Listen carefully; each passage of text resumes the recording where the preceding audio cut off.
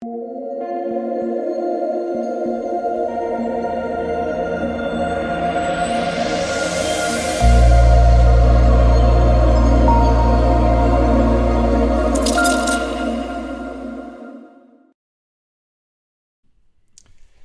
what is going on, guys? It's DK.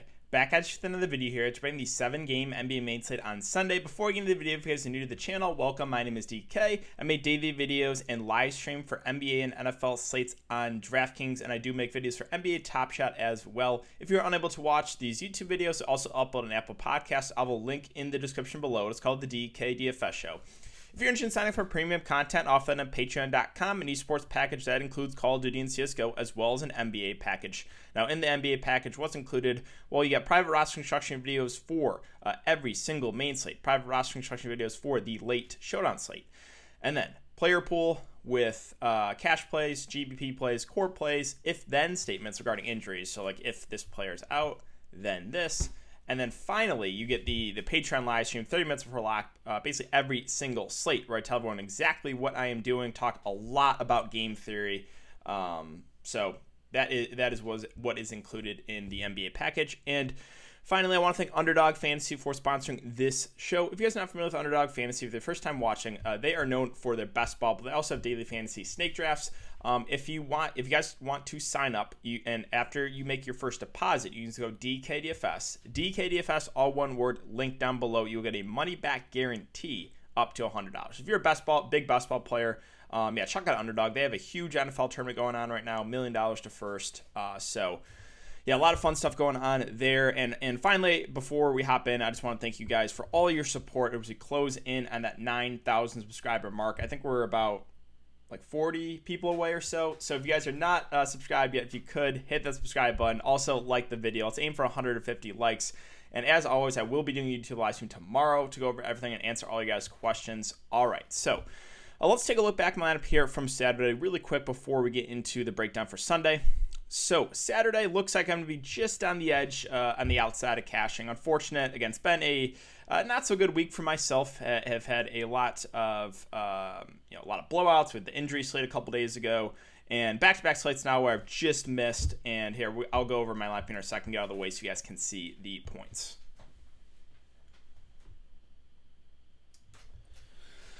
But so there were two big busts here. One was Campozo, and it's just I didn't know that shooting guard position was so weak today. It kind of just fit there because once we got news that Vucevic was out, I wanted to get to Thad. I wanted to get to Daniel Tice. Daniel Tice was subpar, but Thad had the huge game. I knew since that news came out late, like after lock, that those two would be lower owned, and that's why I really wanted to get both in. I also wanted to get Kobe White in, who has been playing like really good, like averaging 35 fancy points a game. You take out the best player in Vucevic, and he goes for 22. Also picked up like 2 fouls in the first 3 minutes, so a little bit tilted about that. And then Campozo, it is what it is. I didn't really feel good about anyone at shooting guard. That's what fit. And the rest of my lineup, again, Westbrook went off. Originally had that Westbrook-Luka pairing, but then wanted to get to a lower owned Cat. Cat was 1% owned. He went for 57, a pretty good day for himself, but you kind of needed Luka. Luka also, I think, at 70 plus, so that Luka-Westbrook pairing was pretty key. Bazemore was good for value. He was popular. Mo Wagner, again, was my favorite value play. He went for 36, and then I used Thad Tice. So that rounded up my lineup. Again, just missed out of the cash, but that's it for the look back, guys. Hope you had a good night, and let's talk about this 7-game slate. So we have 3 of the 7 games out right now. Knicks and Rockets at 216.5 over under. Knicks 9-point favorite. 76ers Spurs 221.5 over under. 76ers 5-point favorites, and Suns Thunder 223 over under. Suns 14-point favorites. All right, so Portland and Boston is first game here. I mean, are Portland just going to blow them out? I don't know. Is the Trailblazers team just amazing now? Because every single game so far this week have been like basically pick 'em, and Portland has blown out every single team. It was the Pacers, then it was the Nets, and then it was Pacers. Who was it? The last 2 games have been blowouts. It was Pacers, Grizzlies, then Nets. I had all 3 games blowouts, which is truly unfortunate. But okay, we'll start with the 2 guards here in Lillard and CJ McCollum. So Lillard had a really big game in the blowout. This is a much tougher matchup here. So again, I think Lillard and CJ both in play, both more GBP options for me. CJ had the terrible game, only went for 16. Nurkic has honestly been their most consistent player, last week or so. Again, was on pace for probably 45 and lost the last 4 minutes, which is pretty big for a guy like Nurkic, who, doesn't get a ton of run, only gets about 30 minutes. But when you lose like 4 minutes from a guy that's like really productive, that is huge. So, I'm thinking we get about close to 30 minutes from Nurkic if this game does stay competitive. He's been a phenomenal point per minute guy. So once again, I have some interest there in Nurkic. And Paul and Covington, they're just secondary plays. Like, they're very inconsistent in this field. A little bit too pricey, both of them. So, I'm probably not going to get to either. And then Melo is at 4.1K. He should get about 20 minutes. Not out of play. I mean, he has gone for 20 plus the last 5 games. The Boston Celtics side. So, we got to start with Tatum, who had, 80 fantasy points, 60 real-life points. He is going to be very popular, I feel like, today. People are going to box score watch. Now, don't get me wrong. I don't think Tatum's a terrible play, but I do think he'll be a little bit over-owned, like Steph Curry was today. It was funny because I was looking at, I was kind of advocating for the Steph Curry fade. I was like, hey, I think I do like Steph, but I was like, I thought he'd be over-owned. He was like 40% on a 10-game slate. And I'm looking at the first half, he had like 10 fantasy points. I'm like, yes, I'm looking great. And then the third quarter, he literally had 40 fantasy points in the third quarter, and the game did blow out. But I was getting a little bit nervous when I saw that. I was like, he literally had 10 at halftime, a 40-point quarter. But I do think because of the recent game, he'll be a little bit over-owned. I still think he's a solid play in a good matchup, but again, might be a little bit too high owned. Jaylen Brown at 8.4K. Shot 5 of 24 the last game. Again, it was the Tatum show, but I think Brown will come in a little bit lower ownership. I might prefer Brown. For the discount here at 8.4 as opposed to Tatum at 9.9. Kemba doubtful again. Marcus Smart at 6.4 will play the minutes. Fine, play in the mid-range. I just got So Tristan Thompson literally has a center position to himself for 2 straight weeks, does nothing. And then finally when Robert Williams comes back, he goes for 37 and 37. What is that? I think I would still rather take the shot on Robert Williams, who is cheaper. Did only play 23 minutes the last game, but he is the better point per guy of the 2 centers. So do have some interest in Robert Williams, assuming he starts. And that's probably it for me. I'm not going to get to Fournier or Peyton Pritchard on this one. Miami and Charlotte. So Jimmy Butler, Bam Adebayo. It's a good matchup. The price on Jimmy did come down $500. He was 9.5 today. Now he's only 9K. I think that's much more reasonable for a guy Jimmy. So small forward, usually weak position. I think he's a pretty safe play with some upside. Bam Adebayo, kind of the same thing. I like the matchup here. So both Miami stars I like in this spot here. Bam at 8.3, Jimmy at 9K. Kendrick Nunn's been playing huge minutes. 34, 36, 38, and 36 minutes the last 5 games. The price at 5.8 is fine. I think he's doable because right now he's just playing huge minutes.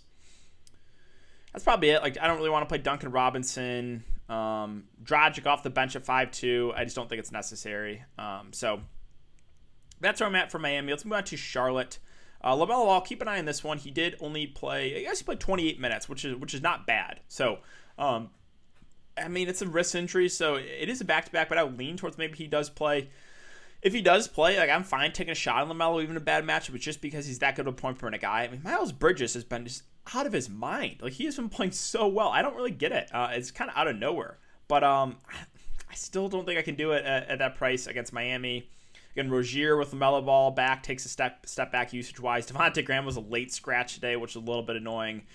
Malik Monk did come back. He played 22 minutes. There's not a ton else here for me for Charlotte. PJ Washington, do I want to play him against Bam Adebayo? Not really. So that's where I'm at for the Hornets. Sacramento and Dallas. This is a game I think is very appealing. So on the Sacramento side, no Fox. Barnes is doubtful, so don't expect him to play. We've got to start with Halliburton, who had a big game against the LA Lakers in a tough matchup. Went for 50 and 39 minutes. And he should play all the minutes he can handle. I went for a double-double. Again, guy that can do the peripheral stats. So I still have some interest in Halliburton. You can definitely run a Halliburton-Luka pairing here. Buddy Hield at 7K is playable as well, but he does have a little bit of a lower floor. Right? He's not hitting his shots. He kind of have kind of a floor game. Now, Rashawn Holmes is 6'5". I'm intrigued by because he played 31 minutes the last game. So looks like he's kind of off his minutes limit. I'm thinking we probably get 30 to 35 minutes from Holmes. I'm okay taking a shot at him at 6'5". We know he can go for 50. He's done it multiple times this year, but he also has a somewhat low floor if he gets in foul trouble. A guy that is prone to some foul trouble. DeLon Wright at 5K, then gets about 25 minutes off the bench. Fair play at that price. Doesn't really stand out. Bagley at 4.5, played 21 minutes in his first game back. Keep an eye on this. Metu started, and he's doubtful too. So If Marvin Bagley starts, I actually do like him for value. You know, he's not a bad point for a guy. I mean, Mo Harkless will play minutes, but he's just so low usage. And a guy like Terrence Davis at 3.5 has played 20 and 24 minutes last couple games if you want to take a shot on him as a contrarian GPP play. On the Dallas side, again, Luka had the massive game today. Finally, they going for 80. He went for 80 fancy points. A little bit tilted about that. I played Luka a lot. And he finally has the huge game when I don't play him. But yeah, I like him again here. Again, same thing I'll say about Tatum, though. I think he will be maybe a little bit overowned. He'll be very popular, but yeah, I think Luka is one of the better plays on the slate for sure, in a really good matchup here. Scrolling down a bit more, so the bigs, it's just so hard to trust these bigs with Rick Carlisle. So Maxi Kleber played 27 minutes tonight. Fair play if there's no Porzingis. It was Powell that started, but he only played 19 minutes. It was Cauley Stein actually that played more. He played 27. Again, though, these minutes will fluctuate.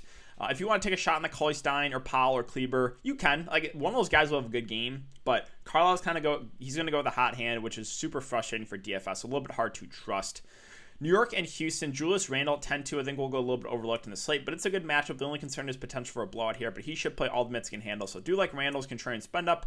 Derrick Rose had an off game, shot like 2 of 11 last game, but I think we get somewhere around 30 minutes from him, which makes him a fair play in the mid range. And then Nerlens Noel, I think once again is a pretty solid value. Should play close to 30 minutes. He's a guy that can do the peripheral stats. So Noel, I think, is a decent value play. And Alec Burks at 4-1. Is off. He hasn't played in like a couple weeks, right? So he was originally planned to play, but then it was a late scratch. Minutes wise, I'm not sure what role he's going to come back into. If I had to guess, maybe like 20 to 25, which I think is doable at 4.1K in that type of matchup.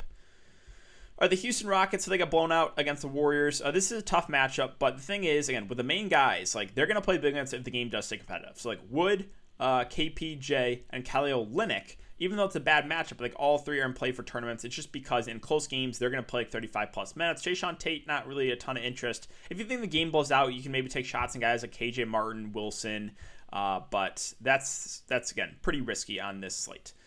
Philadelphia and San Antonio. So Philadelphia's been involved with a lot of blowouts here. This game should probably stay close against the San Antonio Spurs. So I do like Embiid a good amount at 10-4. I think he might go a little bit overlooked. Again, Simmons, Harris, more secondary plays their respective prices. Not much else here for the Spurs, or for the 76ers, I should say. On the Spurs side, DeRozan's been playing really well. He's had some big games and some tough matchups.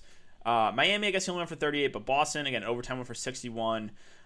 So we do have White out and Murray questionable. If Murray's out, like this offense is going to be DeMar DeRozan. So I think he is for sure in play at 8.2K, even in a bad matchup. Jakob Poeltl is fine. Like they're going to need him to guard Embiid, but again, I don't love targeting centers against Joel Embiid. And then there is some value here, especially if DeJounte Murray's out. I think we got guys like, Lonnie Walker has been playing more minutes recently. He's played 29-34 last couple games. I think he's for sure in play.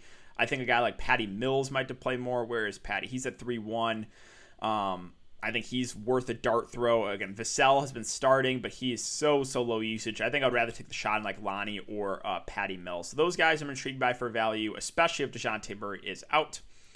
Phoenix and OKC. So the thing that you got to worry about here is this Thunder team just gets blown out every single slate. They got blown out by a very short-handed Pacers team. Did you guys first of all see Sabonis? The reason I was like, oh, if Sabonis plays, like he's an interesting GVP play. I didn't think he was going to play full minutes. He played like 21 first half minutes and had a triple-double. Like, if that game would have stayed close, Sabonis would have played like 42 minutes, and he had missed like the last 10 games. I couldn't believe it. He just plays and there's no limit. But and it was crazy. And he had a triple-double he literally had like 50 at halftime. But yeah, for the Phoenix Suns, like this is a phenomenal matchup. I'm just worried about the blowouts. Like Booker, Paul, Ayton are all good GPP plays. If you think the Thunder team can keep it close, I think those three, maybe even all three could have phenomenal games. The value, Cam Johnson, 4-1, might play a little bit more in a blowout, but he has not been good recently. Could you play the blowout factor? Maybe. So maybe you take a shot on like a Kaminsky or a Saric or a Cam Johnson, but yeah, again, it's just a weird situation because I just have no confidence the Thunder team keeps it close. And then for the Thunder, okay, I want to see I know they got blown out, but let me take a look at this rotation tonight. All right, let me bring up the Thunder. 152 to 95. Sabonis in 26, 19, and 14 in 30 minutes. That is, oh my God, that is crazy. But okay, so yeah, the Thunder, they ran a 12-man rotation, 11-man rotation. Obviously, like, it was just pretty evenly split because the game was such a blowout. Charlie Brown did start, didn't do much. It's just, again, the issue I have with these guys is that I just have no trust in this game staying close. So, like, you can take shots in Brown and Maladon and Roby, who started, but there's just a big chance that this game does not stay competitive. So, like, everyone plays like 20 to 25 minutes. So it's just a tricky game, this Phoenix and OKC game. And finally, Toronto versus the LA Lakers. So keep an eye on Lowry. He rested today. I think he'll be back, but they might rest like Van Fleet or Siakam in this one. If everyone is healthy, then obviously I probably can't get to Malachi Flynn. Malachi Flynn's been a value I've looked into when one of Lowry or Van Fleet have been out and he's been starting. But first we got, is the game up here for? No, not yet. So Birch had a big game against Denver. But check out this game against the Utah Jazz. I couldn't believe, like, is Khem Birch just, like, the best player in the world now? Like, what is going on here? Against the Utah Jazz. Let me read you Khem Birch's stat line here. Against Rudy Gobert, probably one of the best defenders in the NBA. Khem Birch, 17 points, 10 boards, 6 assists, and a steal.